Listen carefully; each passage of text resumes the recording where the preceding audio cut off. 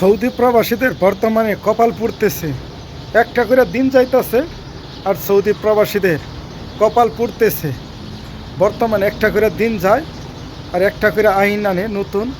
এখন বর্তমান প্রত্যেকটা সেক্টরে যেরকম সৌদি আরব নাগরিকেরা কাজ করতেছে আর আমরা বাংলাদেশিরা অবৈধ প্রচুর পরিমাণের বাড়তেছে।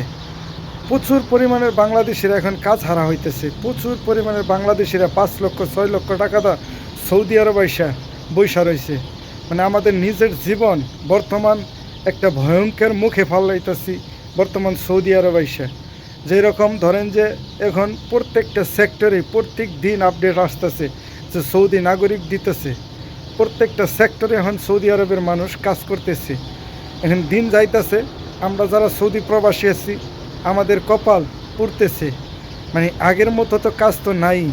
বর্তমান এমন একটা সিচুয়েশনে যাইতেছে যেই জায়গায় বাংলাদেশিরা বেকারত্বর হার প্রচুর পরিমাণে বাইরে যাইতেছে।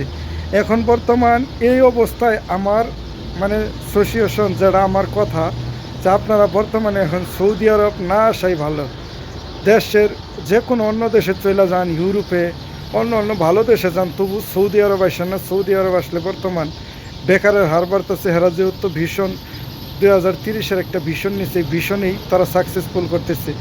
যেই জায়গায় যান সেই জায়গার থেকে পুলিশের লোক ধরতেছে, বাহিরে কোনো কাজ করতে পারে না মানুষ ঠিক মতো।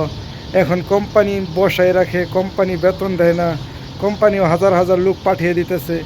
মানে আপনারা সৌদি আরব যারাই আসতেছে তাদের স্বপ্ন আর স্বপ্ন থাকবে না, স্বপ্ন শেষ।